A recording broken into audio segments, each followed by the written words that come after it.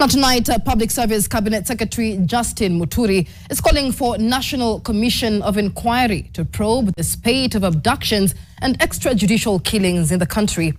Muturi lashing at his boss, President William Ruto, over the failure to contain the vice, even mocking Ruto's efforts to find a peace in the DRC or even to improve the economy, saying that all that doesn't matter as long as human rights are violated. NTV's Ibrahim Karanja begins our broadcast tonight.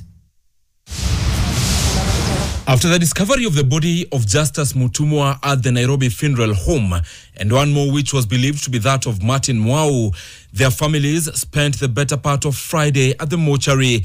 Though the body of Mutumwa was identified through fingerprints, the family still wanted DNA tests to be carried out to indeed verify that the body was his.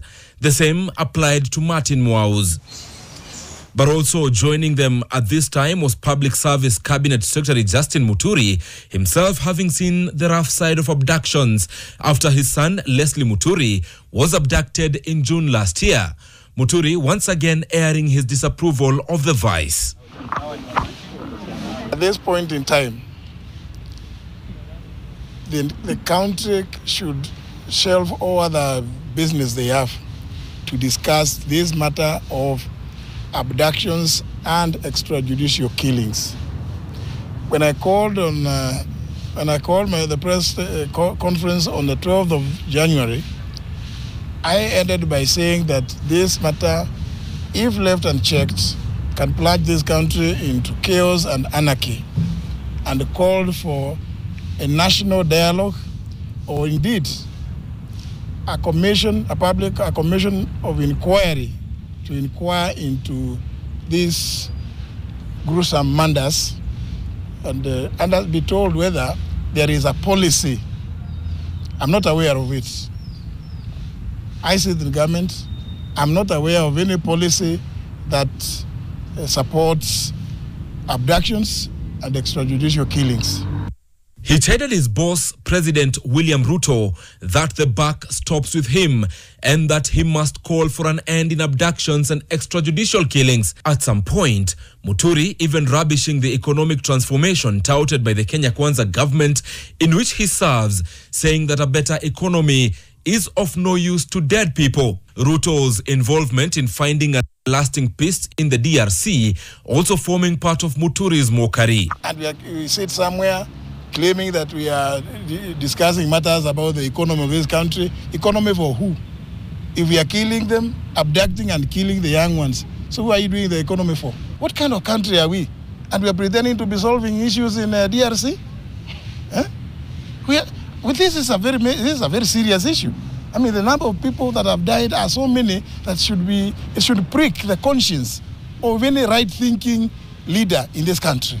The administration of the Nairobi funeral home says that it has 2 more bodies which were brought in around the same time. And even though these bodies have not been identified, the families of the remaining unaccounted for 2 men believe that these bodies could be those of their kin. The bodies are not in very good shape. They appear to have, been mutilated.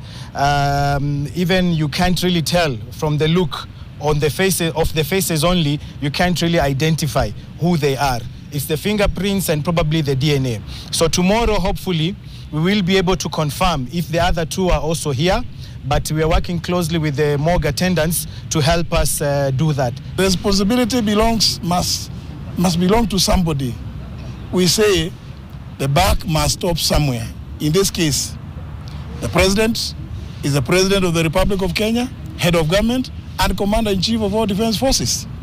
Therefore, Mr. President, I'm calling upon you now to order an end to these abductions, which you promised, killings, extrajudicial killings, and an open inquiry to examine, inquire into how these things have been happening. We cannot make it normal. We know that these are very young lives that have been taken away. Meanwhile, Speaker of the National Assembly Moses Wetangula has also weighed in on the matter, calling on investigative agencies to put an end to the abductions and killings. DCI DPP ambaye ni kijana yetu kutoka hapa Kakamega, lazima mfanye uchunguzi wa kina na kwa haraka iwezekanavyo, ili tukomeshe hii mambo ambayo inaleta jina mbaya kwa nchi yetu. Ibrahim Karanja, NTV.